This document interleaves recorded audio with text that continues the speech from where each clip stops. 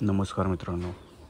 तर एका आपल्या बांधवाने कमेंट केली होती की तुम्ही जे काय शेळीपालनचं शेड केले तर तुमच्या जे काही एवढ्या शेळ्या असतील तर त्यांना याच्याबद्दल वैरणीचं नियोजन पाहिजे होतं की चारा वगैरे कसा केलेला आहे.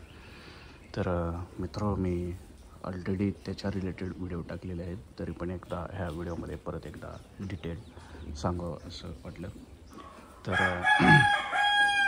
ह्या व्हिडिओमध्ये अनेक बांधवांना असा प्रश्न आहे की शेडची साईज वगैरे काय आहे. तर हे जर शेड बघितलं तर लांबीला जवळपास 120 फूट आहे आणि रुंदी जर बघितली ह्या शेडची तर ही आहे 90 फूट. तर सफिशियंट स्पेस आहे याच्यामध्ये. आणि प्रत्येक कप्प्यामध्ये जर शेळ्यांना बघितलं तर त्यांना चाराही खाता येतो आणि जो काही हे आहे अंतर त्याच्यामध्ये त्यांना व्यवस्थित चालता येत आहे, म्हणजे एकदम अशी दाटीवाटी होत नाही. तर हे बंदिस्त आणि निमबंदिस्त झाल्यासारखं झालं, म्हणजे याच्यामध्ये शेळ्या आरामशीर फिरू वगैरे शकतात. तसेच इकडं पण बघितलं तरी शेळ्या आरामशीर फिरू शकतात. त्यामुळे तुम्ही शेडसाठी जेवढा जागा द्याल तेवढा शेळ्यांसाठी व्यवस्थित राहते, कारण शेळ्यांची ते हालचाल वगैरे व्यवस्थित होते आणि चारा वगैरे ते व्यवस्थित खाते आणि व्यवस्थित त्यांचं परत गुणवत्ता वाढून विक्रीसाठी हे मार्केटमध्ये चांगलं डिमांड येते. दुसरा राहिला प्रश्न की चाऱ्याचा. तर इकडच्या साईडला तुम्हाला काही अशा मोठ्या पिशव्या भरलेल्या दिसतील, तर हा आहे भुसा किंवा शेतातील जे काही कुट्टे असते, कडबा असते ज्वारी झाल्यावर, तर तो सर्व सुका चारा आम्ही इकडे आणून ठेवतो. तसेच इकडच्या साईडलाही तुम्हाला दिसेल की तिथं आम्ही हे केलेलं आहे, म्हणजे मुरघास होता तो. तर तोही जो काही हिरवा मका आहे तर त्याचा तो मुरघास बनवलेला आहे. आणि मित्र त्याच्यासोबतच आपण हे केलेलं आहे, म्हणजे 20 गुंठ्यामध्ये शेवरी लावलेली आहे. तसेच 20 गुंठ्यामध्ये एक कायमस्वरूपी हिरवा चारा असतो आणि त्याच्यासोबतच एक मेथी घास, हिरव्या टाईपचं गवत, अशा प्रकारचे नियोजन केलेलं आहे. म्हणजे शेळ्यांना दिवसातून एकदा सुका चारा देणं आवश्यक आहे, त्याचबरोबर हिरवाही चारा देणं आवश्यक आहे. त्याचसोबत तुमच्याकडे हरभरा किंवा हे ते ज्याचं काय बुसकट असेल, ज्याच्यातून शेळ्यांना प्रथिनं वगैरे मिळले जाते, तेही देणं गरजेचं आहे. तसेच हे जे काही बोकडं वगैरे बसलेले दिसत आहेत त्यांच्यासाठी आम्ही मका, गहू आणि थोडीशी पेंड वगैरे जे काही आहे त्याचंही हे देतो एक डोस. तर काही बोकड्यांसाठी स्पेशल ट्रीटमेंट असते, तर इतर शेळ्यांसाठी तर हे कॉमन आहे, कारण याच्यातून त्यांना व्यवस्थित पाहिजे ते बॉडीला प्रथिनं वगैरे मिळतात. नाहीतर ते कुपोषित होऊन ज्यावेळेस शेळ्या वगैरे येतात त्यावेळेस मग त्यांच्या पिल्लांना व्यवस्थित हे मिळत नाही आणि ते मग एकतर एका शेळीला एकच पिल्लू होतं किंवा 2 पिल्लं होतात, किंवा समजा 3 पिल्ले झाले तर काही पिल्ले मरतुकडे होतात किंवा मरतात पण. आणि ज्यावेळेस एखादी शेळी येते आणि जर तिचं सर्वच पिल्ले मरतात किंवा एखादा जरी पिल्लू मेला ना तरी तुमचा इनडायरेक्टली खूप मोठा लॉस होतो. म्हणजे ऑलरेडी त्या पिल्लाचे 10-12 हजाराचं प्रॉफिट वरनं त्या शेळीला फुकटमध्ये सांभाळायचं आणि नेक्स्ट टाईम आणखी काय होईल हे सांगता येत नाही.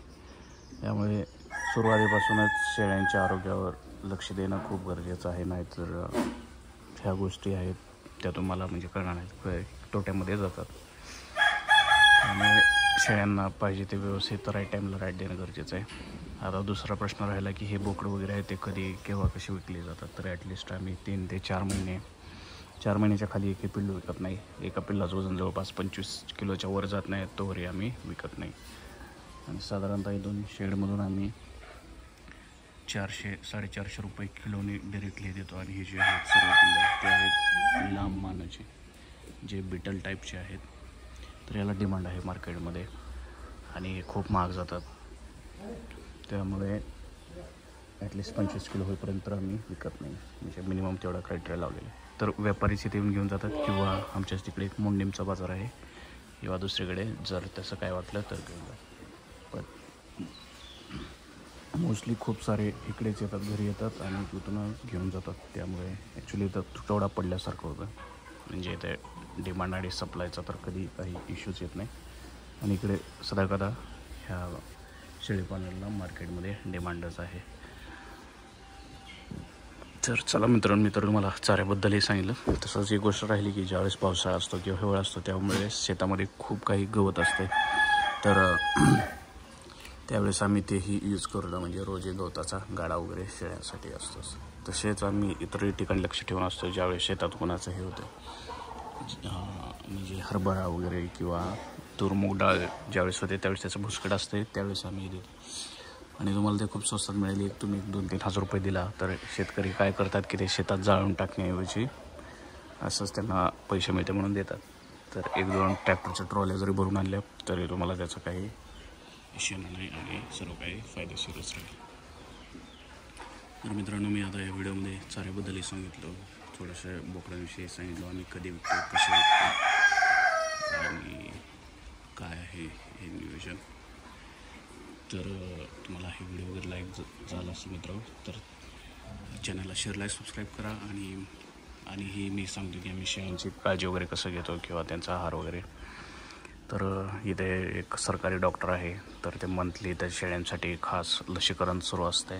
त्याच्यानंतर शेडची काळजी कशी घेतो, कसं क्लीन केलं जाते किंवा एक फायर ट्रीटमेंट पण ह्याच्यामध्ये केली जाते की सर्व जंतू वगैरे निघून जावेत, किंवा एक बुरशीनाशक फवारणी वगैरे केली जाते, किंवा ते शेडला पडदे वगैरे लावलेले आहेत किंवा ते जे काही स्ट्रक्चर आहे ते कसं केलं आहे. तर सर्व माहिती असणारे व्हिडिओ आपण इथे चॅनलवर टाकत असतो.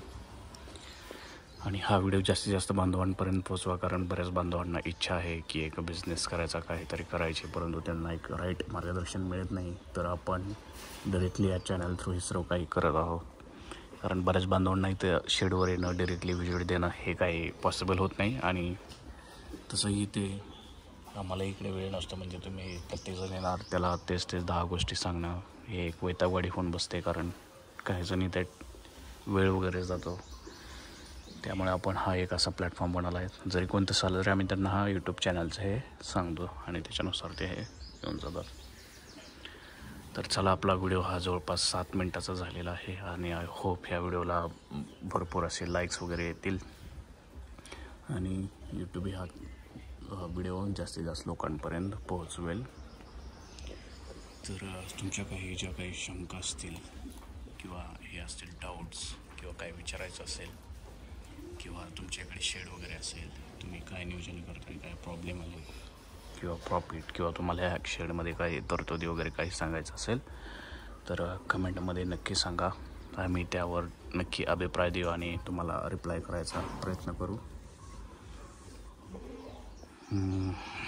तर चला, मी एकदा शेडचं व्यवस्थित झूम करून दाखवतो तुम्हाला डिटेलमध्ये व्यवस्थित.